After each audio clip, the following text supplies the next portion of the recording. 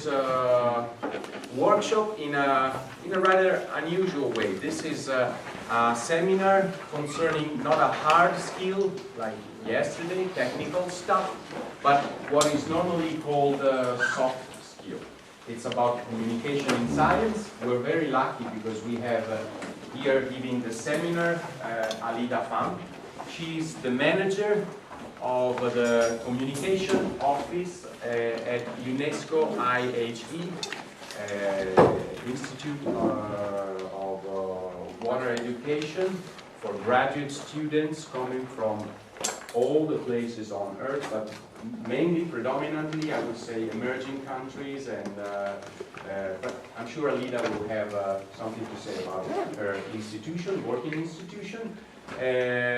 The floor is yours. Do we need to press rec? We are recording this, so be aware. Everything will happen today. Will end up on the web pretty soon. Alida, please. Hello, good morning. Thank you all also for inviting me, of course, and to you for coming here and for telling you a little bit of what I know on science communications. So I'd like to introduce myself very briefly.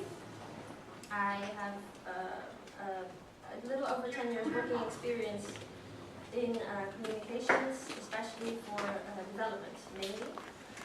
My job at UNESCO IHE requires me to work a lot with engineers, scientists, different professionals in the water sector mainly.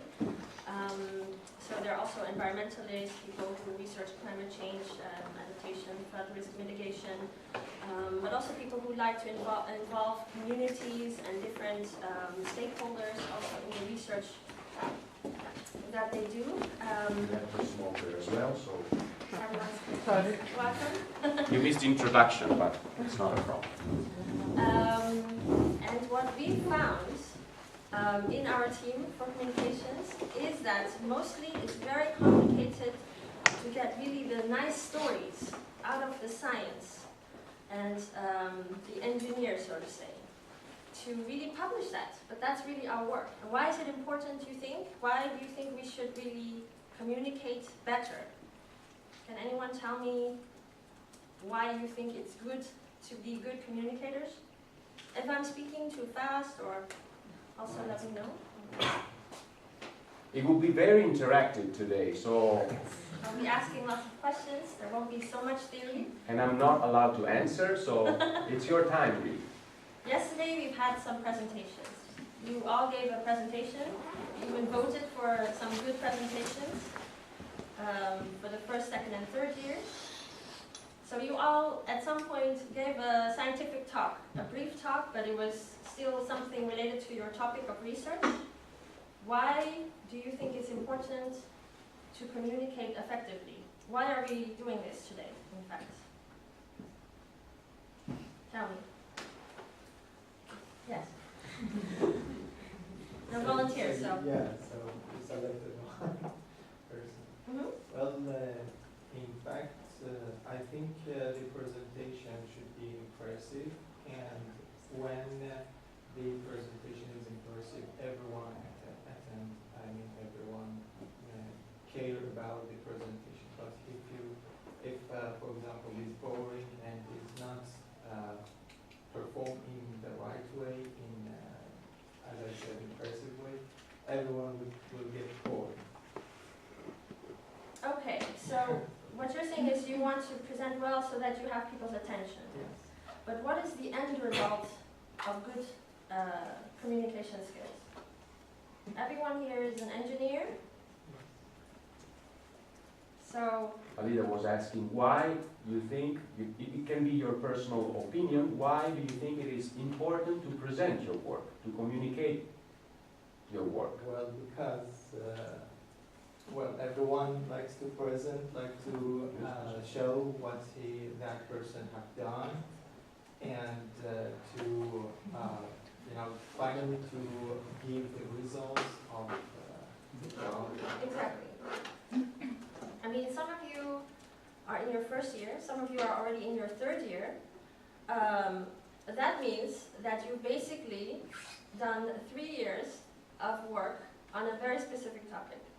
So you've spent a lot of time doing this research that can ultimately also lead to innovations in development or technological advancements in science that can ultimately lead to different innovations in society, development in different countries also.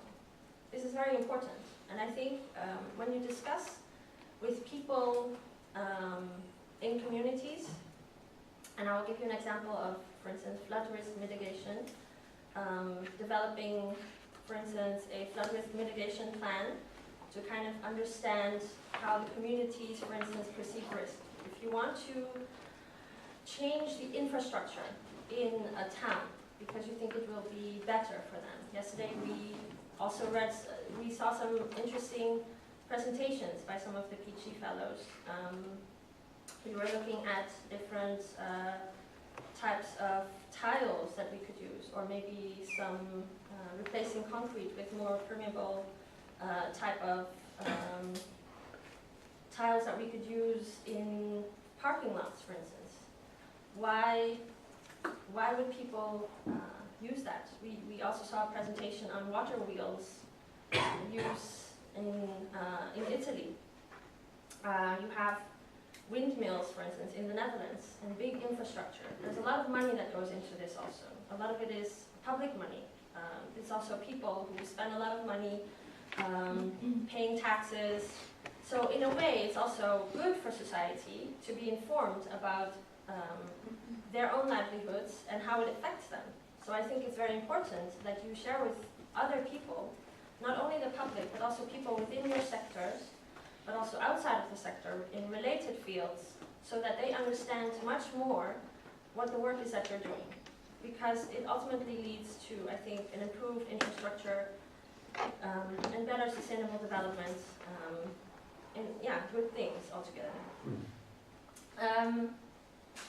So, who has never given a presentation before? Oral presentation, we're talking Oral about presentation. So everyone has given a presentation before. So this talk is going to be about how to be effective also. And there will be not much new stuff, I think, that you will hear, also because it's actually a lot of common sense. But actually common sense is not so common, right? It's all logical, but when you actually stand in front of a group, like me standing in front of you, you have to also feel comfortable about the subject that you're presenting. You have to be kind of at the core of what you're saying. But also, if you feel uncomfortable, if you're not very used to speaking in public, you shouldn't hide it. I think you shouldn't pretend to be comfortable, because this is also why we discuss body language. I will try to connect this so we can start the PowerPoints.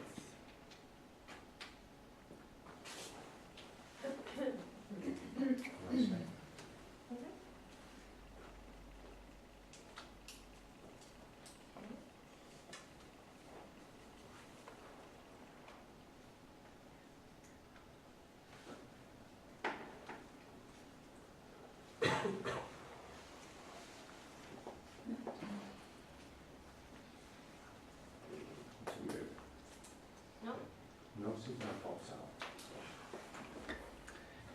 Neck. It's on.